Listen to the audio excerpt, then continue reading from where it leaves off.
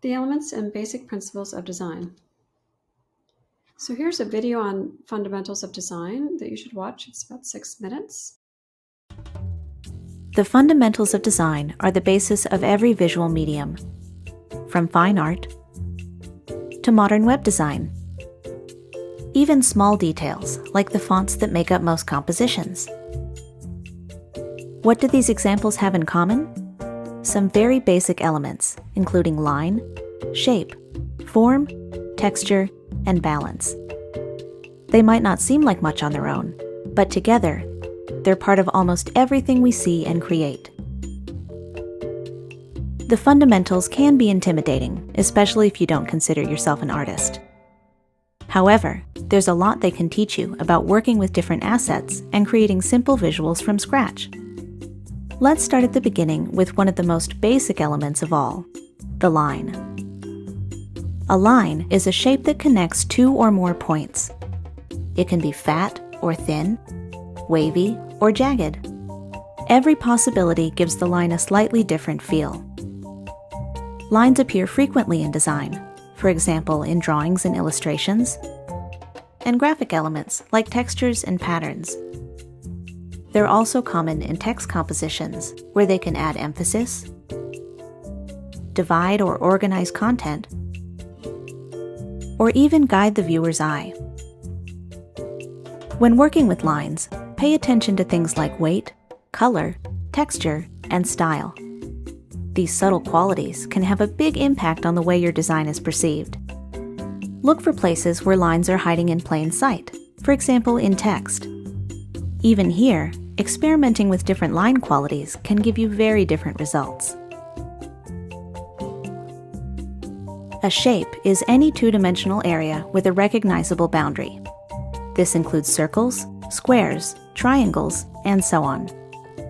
Shapes fall into two distinct categories: geometric, or regular, and organic, where the shapes are more free-form. Shapes are a vital part of communicating ideas visually. They give images heft and make them recognizable. We understand street signs, symbols, and even abstract art largely because of shapes.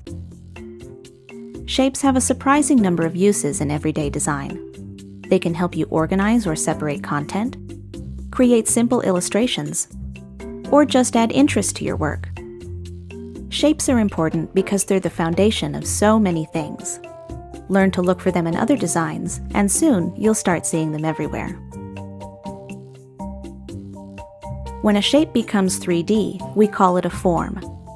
Forms can be three-dimensional and exist in the real world, or they can be implied, using techniques like light, shadow, and perspective to create the illusion of depth. In two-dimensional design, form makes realism possible. Without it, a bouncing rubber ball is just a circle. A 3D building is just a series of rectangles. Even flat designs use subtle techniques to hint at form and depth. In everyday compositions, the purpose of form is the same, but on a smaller scale. For example, a simple shadow can create the illusion of layers, or give an object a sense of place. Basic forms can bring a touch of realism to your work, a powerful tool when used in moderation. Texture is the physical quality of a surface. Like form, it can be three-dimensional, something you can see and touch, or it can be implied, suggesting that it would have texture if it existed in real life. In design, texture adds depth and tactility to otherwise flat images. Objects can appear smooth, rough, hard, or soft, depending on the elements at play. For beginners, textures make great background images and can add a lot of interest to your work. Look closely, and you may find texture in unexpected places, like distressed fonts and smooth, glossy icons. Just be careful not to go overboard. Too much texture in a single design can quickly become overwhelming. Balance is the equal distribution of visual weight. In other words, how much any one thing attracts the viewer's eye. Balance can be affected by many things, including color, size, number, and negative space. Mastering balance can be tricky for beginners because it does take some intuition.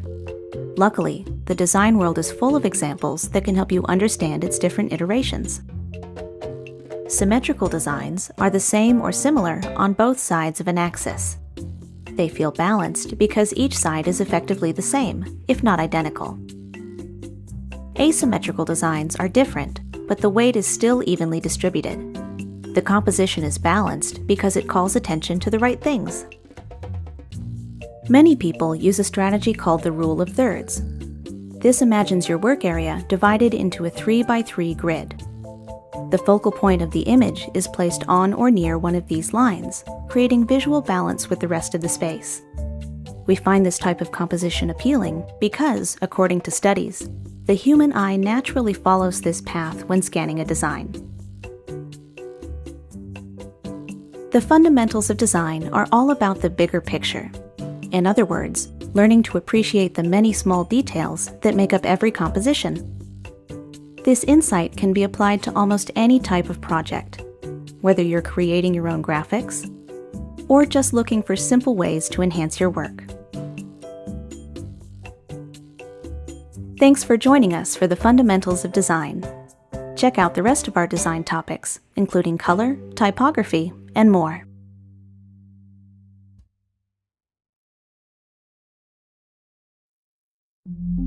Goodwill Community Foundation, creating opportunities for a better life. Okay, now that we finished watching that video, I can proceed. So these are the design elements: line, shape, and volume, texture, illusion of space, illusion of motion, value, and color. This is the element of line. A line is a shape that connects two or more points. It can be fat or thin, wavy or jagged. Shape, volume. A shape is a closed line. A shape is flat. These are geometric shapes and free-form shapes. Shape, volume. Organic and geometric shapes. Like lines, there are organic shapes and geometric shapes. Geometric shapes are mathematically determined. Organic shapes are the type you see in nature. So you see A here is an organic shape and B is geometric. Shape and volume. Any two-dimensional area with a recognizable boundary. So positive and negative shapes. Positive shapes are the shapes of actual objects, like the letters in the and end. Negative shapes are the space in between, like the space between the letters or the sky behind the building. Shape. A shape is a closed line. A shape is flat. Volume form. When a shape becomes 3D. When a shape becomes 3D, then it has volume, is what we say. Texture. Texture is a physical quality of a surface. It can be real or implied texture. Like this wood grain over here, if you ran your finger across it, it might have some dimension. Illusion of space. The illusion of space is not actual space, but implied depth in space. Perspective is used to help us achieve this. The image below shows some linear perspective as lines are getting smaller as they go back in space. Illusion of space. Atmospheric perspective or aerial perspective refers to how the atmosphere affects how we see objects as they recede into the distance. So an object, when it's closer in the foreground, it's going to be darker. It's going to be clearer because our eyes don't see as well when things are far back. And it's going to have more color and be more saturated. Illusion of motion. This is not real motion. These lines here just give the feeling that this is moving here, or that these forms are moving, or that they're dimensional. Value. Value is a design element that refers to the relationship between light and dark on a surface or object. The dog on the left has the lightest value, and the one on the right is the darkest value. Color. Color theory is the practice of combining and mixing colors in art, aesthetics, and design. Ooh, aesthetics is spelled wrong here. Principles of design: unity and variety, emphasis and focal point, scale and proportion, balance, and rhythm and movement. These principles are utilized to help artists, designers create compositions that are effective. What is composition? It is the placement or arrangement of visual elements in a work of art. The term composition means putting together. A work of art is said to be aesthetically pleasing to the eye if the elements within the work are arranged in a balanced compositional way. Another term for design is actually the word composition. This is in the book Design Basics, which implies the feeling of organization. This is a painting by Carrie James Marshall. It's actually acrylic and collage on canvas. And this has an interesting composition where we're kind of wrapped around this lake area. And we focus on the people here in the foreground who are doing things. The text here also wraps us around the top portion of the painting. Compositional principles are guidelines and not rules. Composition is an art and not a science. The guidelines can occasionally be broken. If you break the rules, you should understand the principles and recognize how, in the interest of greater impact, they can be successfully transcended in specific instances. They're here to help you, the guidelines. Here's one: unity and variety. Unity means a congruity or agreement exists among the elements of a design. Things look like they belong together, as though some visual connection beyond mere chance has caused them to come together. Other words for unity: oneness, harmony, gestalt. Techniques to create unity: proximity, repetition, and continuation. How do we achieve unity? Proximity: to make separate elements look as if they belong together, place them close together. We associate things that are close together. Here's words. You can see these words. When the letters are close together, then we actually have words. When they're not, it's harder to read those words. How do I achieve unity? Proximity. So here we see groups of shapes together. And you see kind of a division between the two in the middle. Repetition is another way to get unity. This is Yayoi Kusama and her artwork called Mirror Room, Pumpkin. And she's using the dots that are repeating to unify this work. Another work showing repetition, Diane Arbus's photo of identical twins. This is unity through patterns and grids, showing continuity through patterns and grids. So a small pattern was continuously repeated in order to make a larger pattern, unifying the whole. Here's another grid. It's a grid using that's showing unity.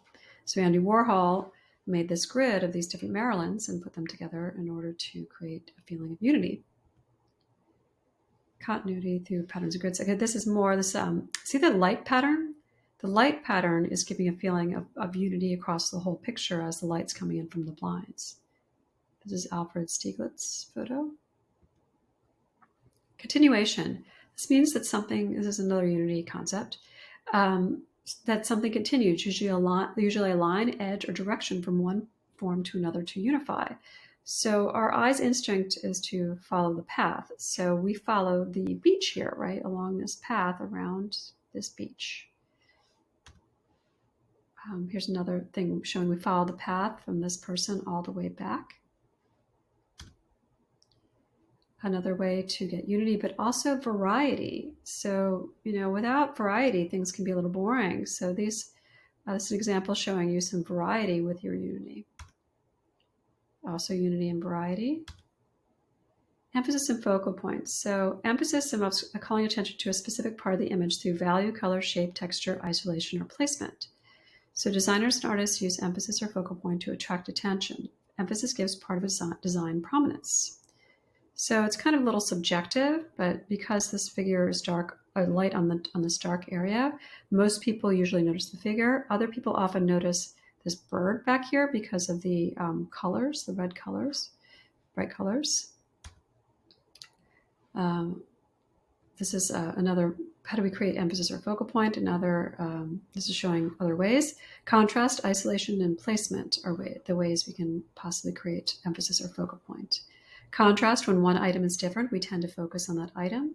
A textured versus a non-textured item, small versus large, curves versus rectilinear forms.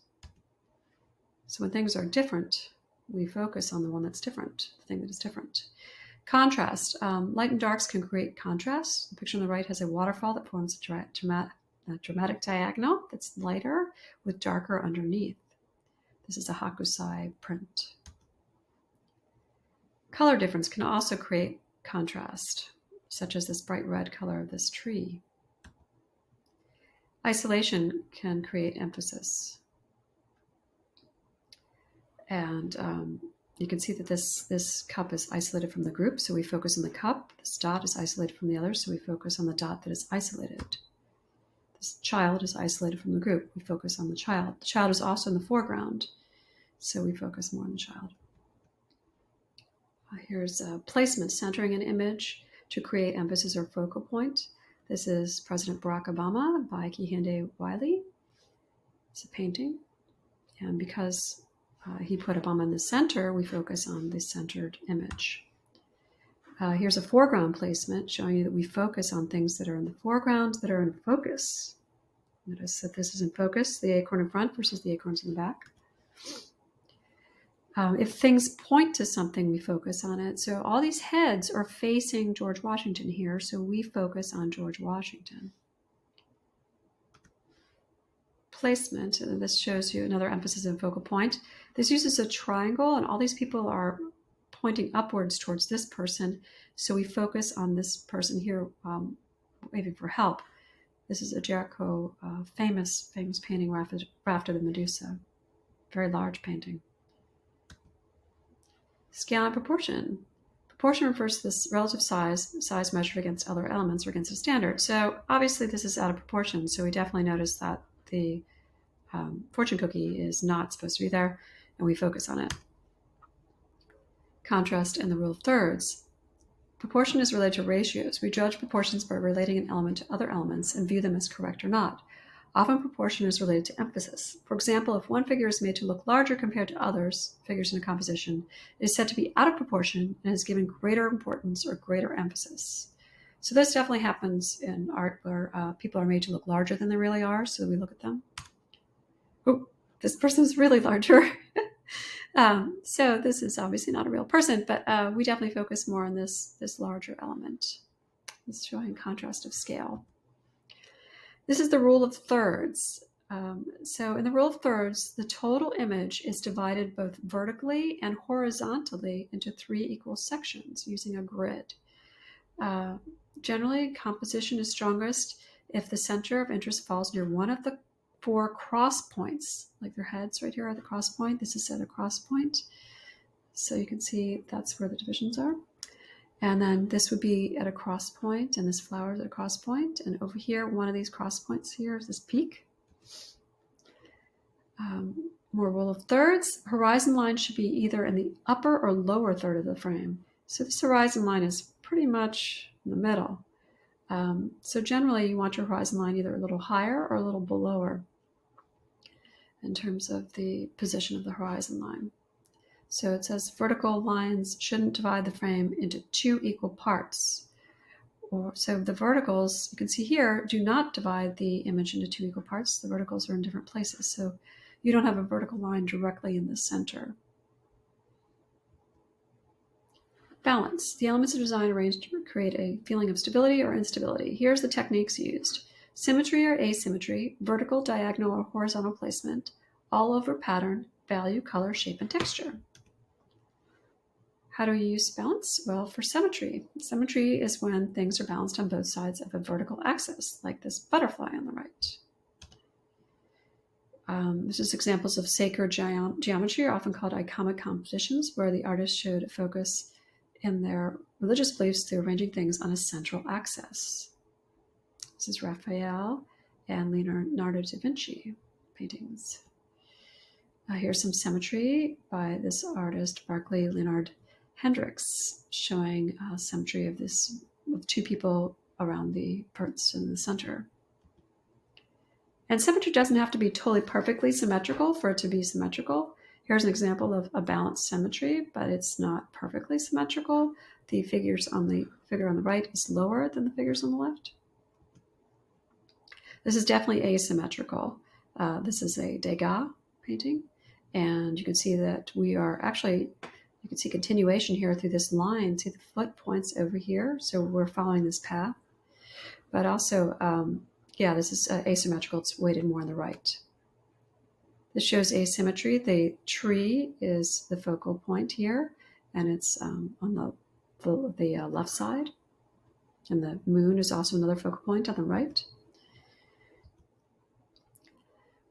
You can use vertical, diagonal, or horizontal line placements to give a feeling, different weights and feelings to a composition. Horizontal lines imply stability, like you're standing on a surface. Vertical lines imply instability, and diagonal lines are considered dynamic, like in this image with a tree that's diagonal by Hokusai. Horizontal lines showing stability. They imply a landscape, so maybe that's why. Vertical lines and diagonals. So vertical lines are supposed to be unstable, like trees, and diagonals, which are supposed to be dynamic. All over pattern can be used to create balance. So here there's no focal point, but there's a lot of repetition. This is a painting by Murakami. Here's another Hakusai, and it's showing that balance can be altered through value, color, shape, and texture. So the example on the right, texture balance is the larger form, the texture in the background, and there's texture also here in the foreground. Rhythm and movement. So rhythm is created when one or more elements of the design are used repeatedly to create a feeling of organized movement. Things look like they are moving in a specific direction, but they're not really moving. So you can see here, this is a Bridget Riley piece, and it looks like things are undulating behind her, but this is actually a flat artwork. So the waves and the lines make it look like things are moving. These are other examples that show this looks like the trees have a feeling of movement because they're bent, and the hills here they have a feeling of movement. A couple other compositional techniques. Simplification. You can reduce details of unimportant areas such as background areas to give focus to foreground areas. You can use a limited range of values and remove unnecessary objects. People often do this in paintings, as you can see on the right. Simplification. Note how the background in this photo is blurry, reducing details. So photographers often use this to focus on an image in the foreground. Rule of odds. The rule of odds suggests that an odd number of subjects in the image is more interesting than an even number. An even number of subjects produces symmetry, which can appear overly formal and unnatural. For example, if you're going to place more than one person in a photograph, don't use 2. Use 3, 5, or 7. The rule of odds.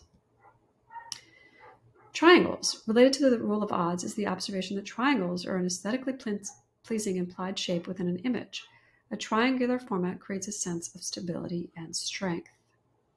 This is a painting by Artemisia Gentileschi, a female artist from a long time ago.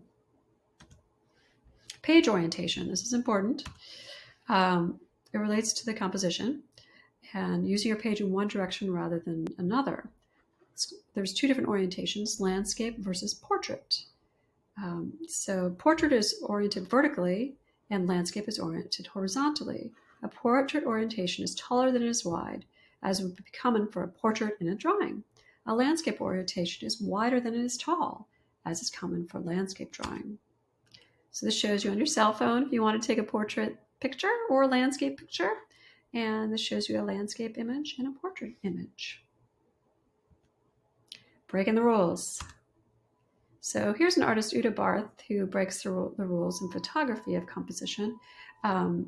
She disrupts the traditional composition and challenges the viewer to rethink about balance and design elements within her artwork.